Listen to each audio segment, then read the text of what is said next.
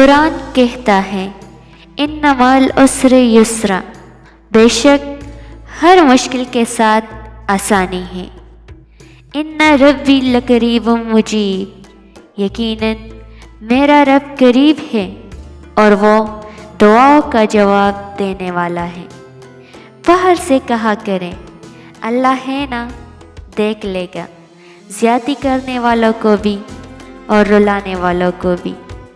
یاد رکھو تم اللہ سے اپنی حیثیت کے مطابق مانگتے ہو، پر وہ تم کو اپنی شان کے مطابق نوازے گا۔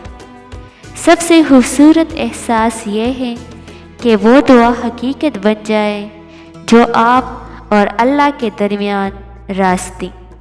قرآن کہتا ہے دلوں کے حال تم سے بہتر تمہارا اللہ ہی جانتا ہے۔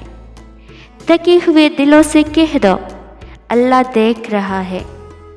جب تمہارا دل کسی کے گلے لگ کے رونے کو چاہے تو قرآن کو گلے سے لگا لینا۔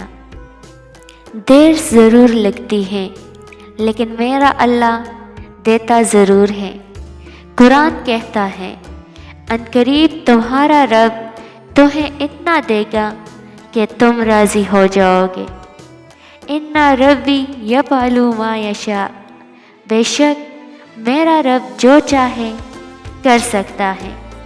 اس روئے زمین پر قرآن مجید سے افضل کتاب کوئی نہیں۔ جو کسی کا برا نہیں چاہتے ان کے ساتھ کوئی برا نہیں کر سکتا، یہ میرے رب کا وعدہ ہے۔ میری لاکھ برائیوں کو جانتے ہوئے بھی مجھ سے بے انتہا محبت کرنے والا صرف میرا اللہ ہے۔ زندگی میں ہر پریشانی کا صرف ایک ہی حل ہے کہ اللہ سے باتیں کرے، اللہ سے مانگے، سب اللہ پر چھوڑ دے، اللہ پر بھروسہ کرے، اللہ سے پھر بھی کہے، پھر کہے اور کہتے رہے۔ جو لوگ شدت غم میں رب کی رضا کا مزہ ڈھونڈ لیتے ہیں وہ تا حیات بڑے مزے میں رہتے ہیں۔ کبھی کبھی اللہ ہمارے وجود کو بچانے کے لیے ہمارا دل توڑتا ہے۔